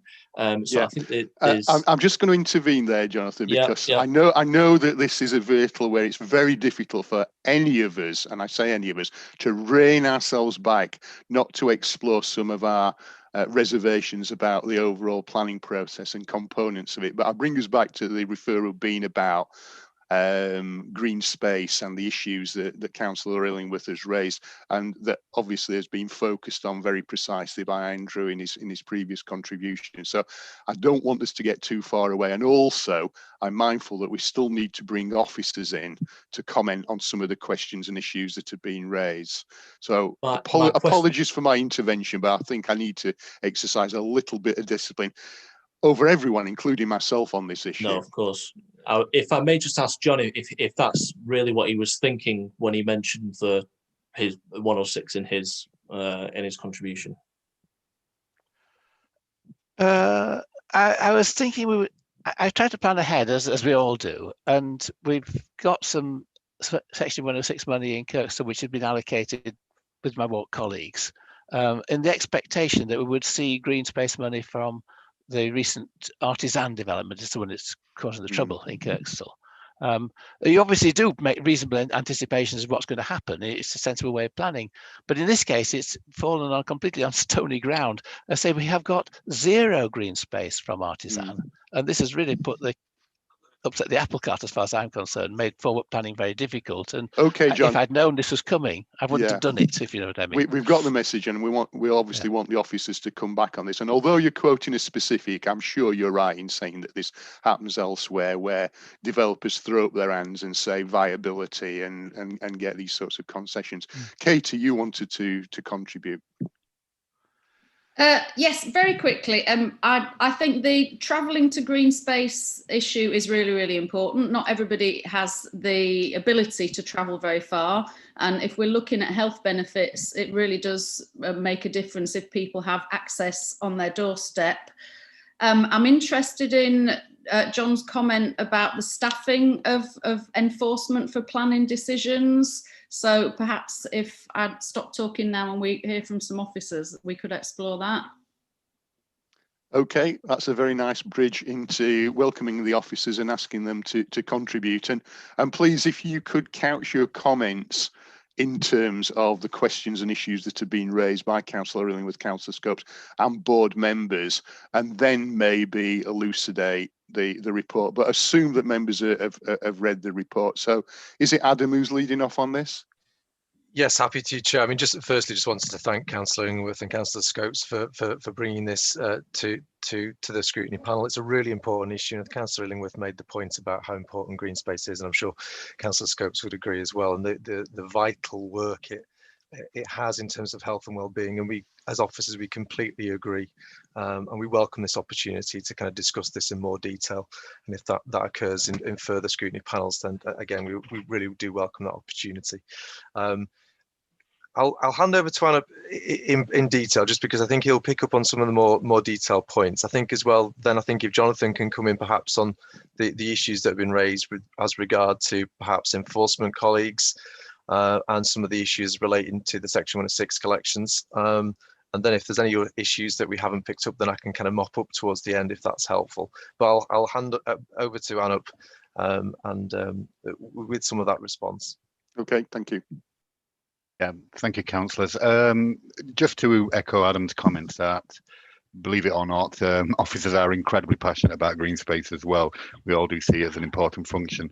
One of the biggest questions seemed to be about land assembly. First of all, I'd like to say that the policy that allows us to get green space, and this was insisted by the inspector, demands green space on site. So in the majority of applications, we will be getting green space on site and it will be attached to the development. What a lot of the discussion seems to be about is how, in the situations where we do get monies, i.e. 106 monies, that can be used, as to quote Councillor Illingworth, in a more effective manner, land assembly in effect, to sort of pull together large pieces of land to create something more meaningful for the area. I think I've stated fairly clearly in the report, I think we have stated fairly clearly in the report, that this is quite a difficult task under current planning guidance. It's not something that is impossible, but it is something that at the moment it does say it's got to be directly related to the development, which we say by ward. What you're asking is, if we took, say, 5 separate developments with 106 agreements, could we pool all the money and develop something more meaningful? Has been asked before. It's a question that has been discussed. And what I would say is that we are currently going through a local plan update. I put that in the report, and there is absolutely no reason that we can't look at that. We can't explore that. I can't give any guarantees. The legislation is, and the guidance and the policy guidance we get from government is fairly specific, and I'm sure legal will have an opinion on how we take this forward. But I think in the first instance, I can say, well, let's explore it. But I'm not going to apply to scrutiny and say it can be done. I will say let's explore it. But that issue of pooling Section 106 contributions where appropriate, because in the first instance, to quote back to Councillor Scopes' comment, local green space is very important, particularly through COVID, and actually a big development getting a small piece of green space near their development is really useful for the people there and people walking 10 minutes away, to quote Councillor Dye's concerns as well. So in all cases, it may not be appropriate to pool the resources, but the flexibility to take that forward, yeah, we can explore it. And I mean, subject to Adam, of course, and we will, I think we can look at that through the local plan update.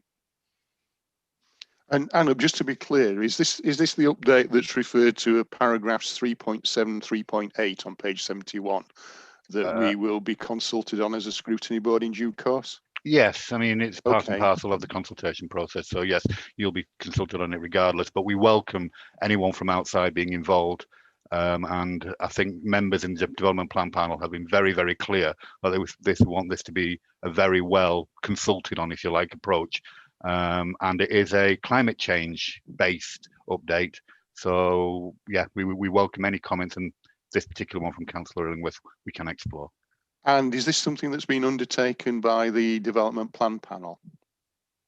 Right, so if we at the end of this meeting were minded to make a recommendation just to reinforce what you've said earlier and up, then it would be the development plan panel that we would send that to, or whoever. I think I'll refer this back to Adam. He That'd probably be has a better correct. idea. That'd be correct, Councillor Trustwell. Yes. Okay. We're going to development plans panel on the 2nd of March is our next occasion. So any recommendations along those lines would be helpful. Just to clarify what that consultation is, we're at a very early stage of consultation. It's called scoping.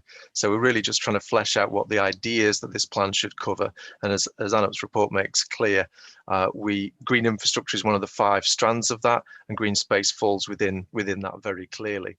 And how we deal with that and our approaches to green space is something that we're keen to explore. I mean, Councillor Illingworth spoke earlier about, we need to review whether our policies work or not, and absolutely right about that. Monitoring is a key part of any plan making process. I suppose the point to raise on that is that we have reviewed policies in the past, and I think this panel have been part of the scrutiny process for the core strategy selective review, which revised policies, which came in summer 2019.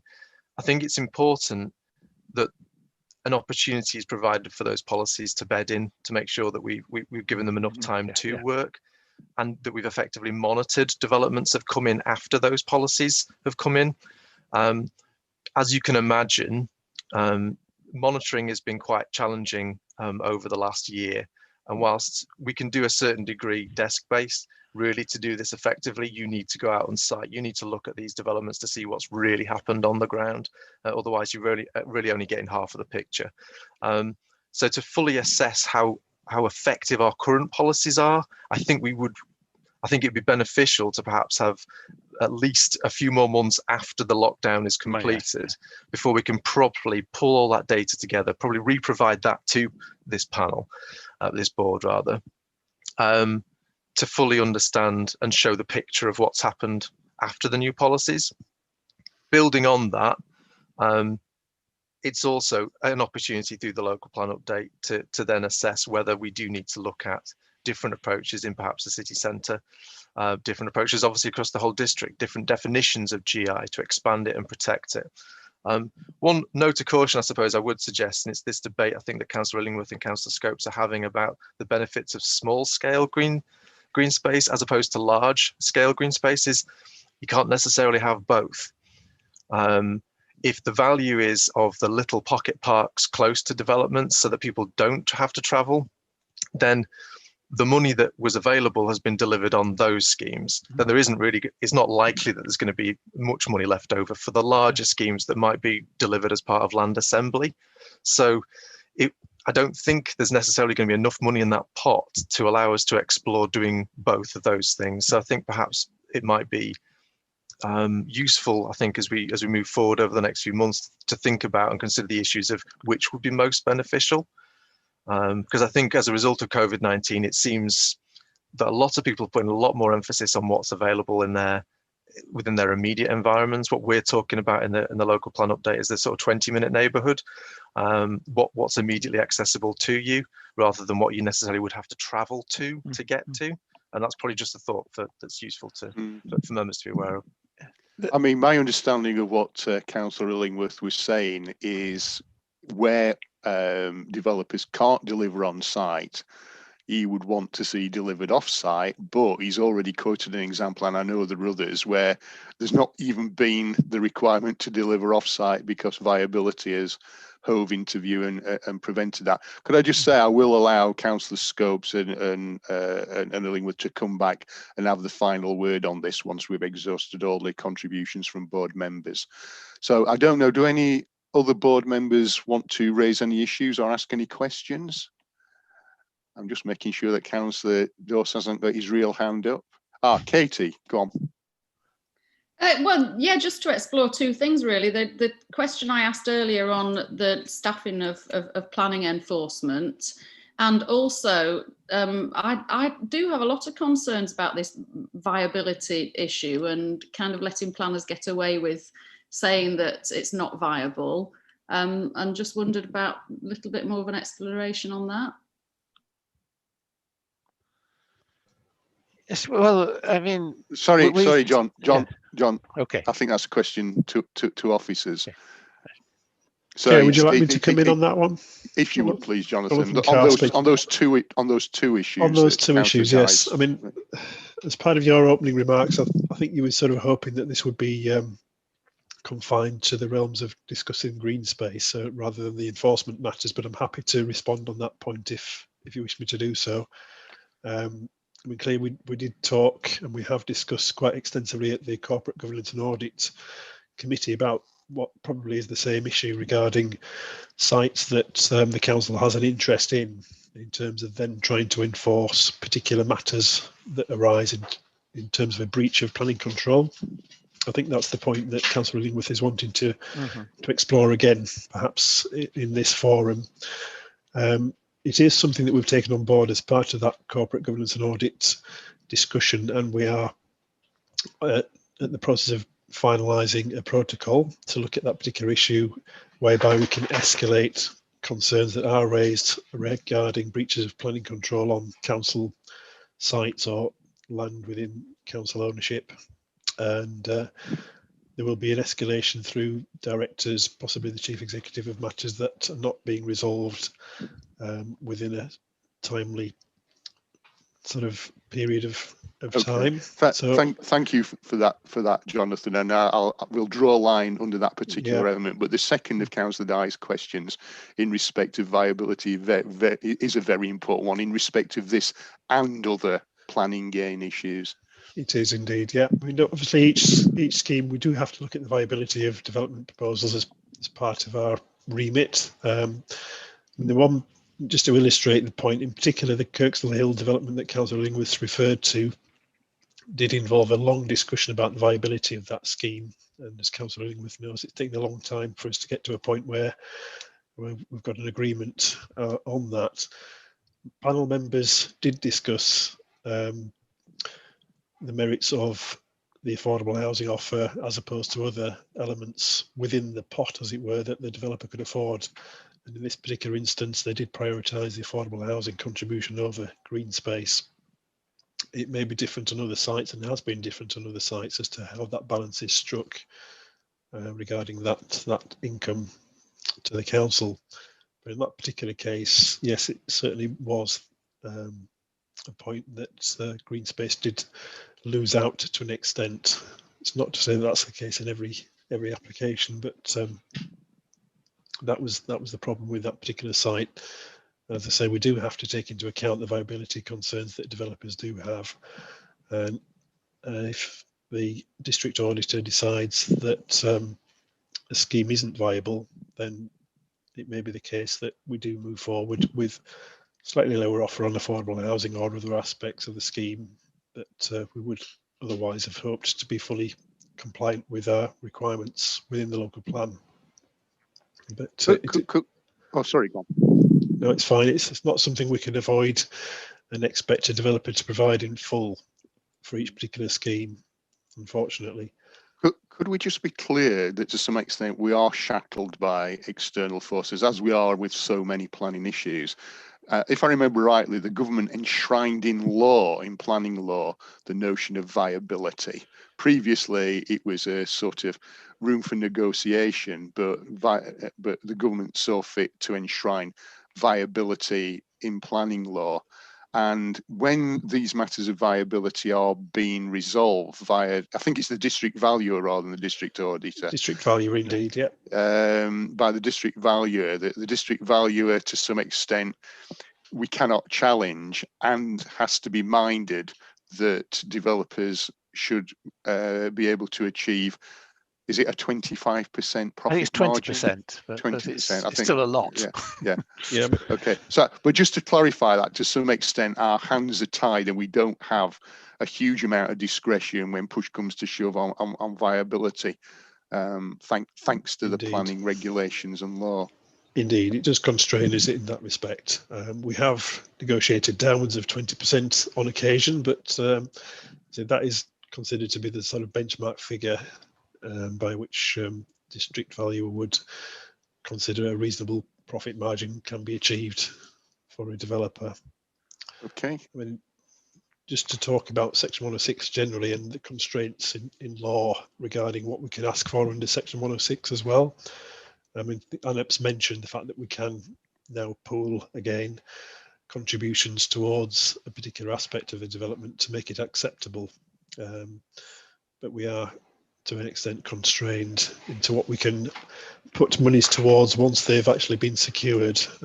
We don't have a general 106 pot that can be used for any particular purpose that the council wishes it. It does have to relate closely to the development that was actually approved and the Section 106 obligations within it, rather than being a general pot.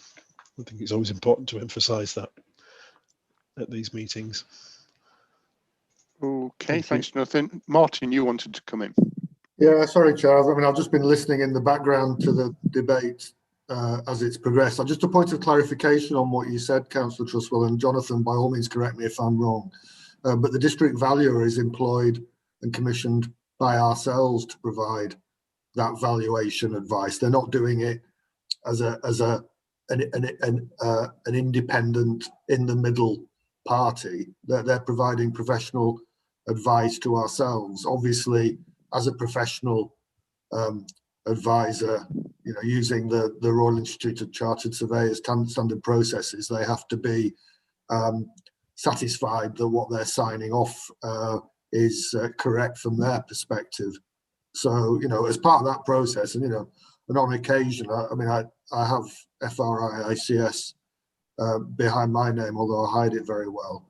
But I will have discussions with the valuer as a sort of an internal check and challenge and sharing of intelligence on particular development sites, etc., just to help the district valuer in terms of forming their conclusions. But they are acting for us, but albeit in a professional capacity, that they ultimately are responsible for the recommendations that they make. Okay, before Martin answers that, just for clarification, could I ask whether the use of the district valuer in terms of determining viability is a kind of standard practice across planning authorities in the UK, or are there any alternatives to that? Yes, there are alternatives to using the district valuer, but the vast majority of authorities do so because it's a respected authority, as it were, within the world of assessments in terms of valuations of property. And is that Jonathan, because we've got to be mindful of any further challenge, that if we've got a district valuer with that clout, so to speak, makes it much more difficult for the developers, if push comes to shove, to challenge that judgment? It does indeed, and the district valuer's got the handle on the schemes across the city as well, so that they know the benchmarks that can be achieved. Okay. They know the costs involved, etc. So from that perspective, it's somebody who is extremely experienced and knowledgeable about the whole city, rather than an independent valuer may come in to carry out one or two assessments on our behalf. So we do have that sort of extensive knowledge behind them as well, which helps, our use of them. Okay. Right. I don't see any other members of the board indicating, so I'll start to bring this discussion to a close. And in doing so, we'll invite Councillor Scopes and Illingworth just to make some final comments on what we've heard. So Andrew, I think you wanted to come in earlier, so I'll start with you. And the referral came from you formally anyway. Yeah, thank you very much, Councillor Trustwell. I think just a few things, if that's okay. So firstly, I'm not convinced that a lot of the small sites are getting on like developments. When I say small developments, I mean houses of like less than 50 or something like that, to getting specific green spaces allocated to them. And so I think this is a piece to look at, especially where areas where several smaller sites are developed. My take on the viability is that it is very subjective, and if there's anything we could do to look at that further, it'd be worthwhile. For example, there's a site in, and I apologise, Chair, that I'm just giving an example, site in my ward where we were told by the district valuer that no affordable houses were viable. That went through plans panel. It was supported by officers, but ultimately rejected. And then the architect found a different developer who is brought forward a site with 100% affordable housing. And so how the district valuer could have said 0 to another investor saying we'll do 100% is difficult to understand.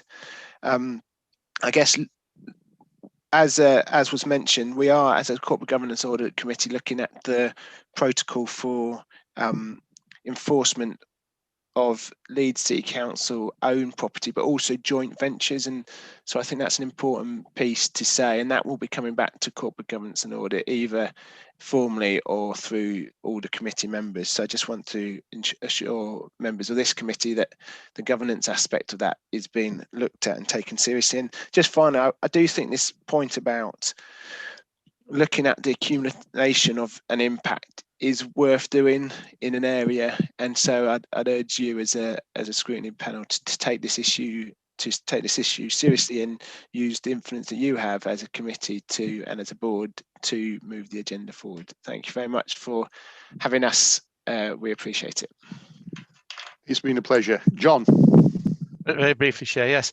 On viability, one thing that we were warned by the district valuer in Kirkstall was that there was no limit on multiple applications. He said to us, well, we've agreed a viability restriction here in relation to green infrastructure, but don't imagine you're off the hook, because this may well come back at a later stage of development, fitting out stage even, when somebody throws their hands up in horror and says, oh, we can't afford it. And other aspects are cut off.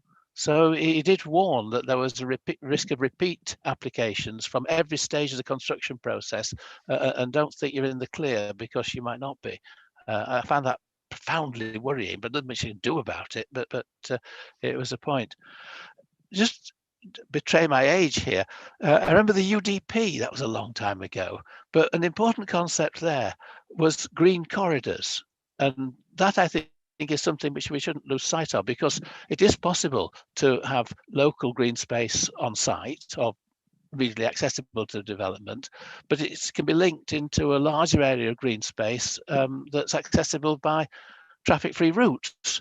And I feel we're not playing this card as often as we should be, that there are opportunities here to link together a chain of local sites that are valuable in their own right to people living on the spot, but which are also valuable to the super user, as it were, who wants to go jogging around the whole John, can I just say you've fallen into the trap of introducing completely new issues when this was supposed to be a summing up of what had gone before, and I'm going to stop you there because I don't want to perpetuate this discussion and go into further areas. Although I would say that when the UDP existed, we all had major reservations about it, but we would welcome it back tomorrow, because since it was kicked into touch and replaced with the new system, there's been much more top-down control of the planning process and a limitation on our local discretion. So unless there are other points you want to raise that were related to the previous discussion without introducing new matters, because I know the officers were to come back on the point that you raised. So, Councillor Reeve, could you possibly mute your microphone, please? So unless you've got responses to what's already been discussed, I shall kind of bring matters to a close at that point. That's right. Thank you, Chair. Yeah. Okay. Well, look, I think we've had a really good discussion, and invariably, I think when we get referrals to us for us to look at particular issues, we finish up having a mini inquiry anyway, and I think that's what we've done to a degree, which I think has been very, very helpful. But just trying to pull this item together, I think we need to note that we are going to be consulted in due course about the update on the local plan, which will include reference to this. The officers have mentioned that, and we will be consulted. I think it's fair to say that we can't necessarily put a timescale on that, because if I remember rightly, Adam indicated that some of the work in terms of what's gone before will require work that can only be done post-pandemic, whenever that might be. I think there also implicitly was an agreement within the board that we should make a recommendation to our colleagues on the development plans panel around this issue of what might be called site assembly and the pooling of 106 resources to achieve the sort of end that John has mentioned at the outset and is the key point. I don't know if there are any other matters which we need to cover, but so I think we can revisit this when we are consulted in terms of the update of the local plan. And I think we very definitely can make a recommendation here and now to our colleagues on development plan panel about this issue. Is there anything else that members would want to add? General agreement, no dissent? Done. Okay. Well, once again, thank you, John, Adam, and the officers for attending on this matter. I think it has been a very useful and helpful discussion, and I think we have got something palpable out of it, and we will be revisiting it, both in terms of our response to any consultation, but I think we will also factor it in to our future discussions about the planning process. Okay, that's fine. Feel free to leave us. We're almost at the end of the agenda anyway. Yeah. Cheers, everybody. Thanks, Chair. Stay Thank you, safe. Chair. Thank you. Thank you. Right, colleagues, that brings us on to our final item, agenda item 10, work schedule. We usually just note this. I don't think there's anything specific that you'd want to bring to our attention, Becky. There isn't, no. Other than the fact that we probably, in terms of the discussion, well, the last discussion, but also the discussion on inclusive growth report, need to list those specific issues that perhaps we want to drill down to in a bit more detail as part of a future work programme, but that is for the board next year. Yeah. So unless there are any other observations on the work plan,